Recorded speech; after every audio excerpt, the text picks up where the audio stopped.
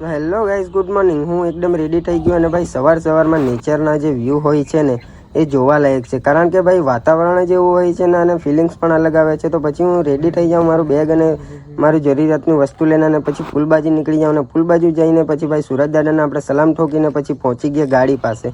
અને ગાડી પાસે પહોંચે તે પહેલાં જ તમારા ભાઈના ભાડા તો રેડી હોય છે. તો તમારા ભાઈ દિવસનું પહેલું ભાડું મારવા માટે પહોંચી જાય છે અને આપણે ફર્નિચર ભરવાનું હતું.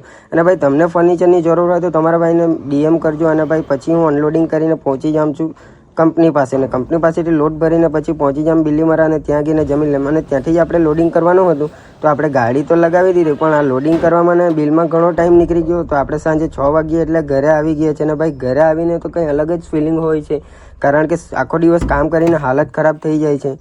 તો ભાઈ ફાઇનલી હું ઘરે આવી ગયો છું. અને આજના વિડીયોમાં તો બસ આટલું જ છે. બાકી તમે સપોર્ટ કરજો અને મળશું ભાઈ લોગ બીજા બ્લોગમાં. Bye bye.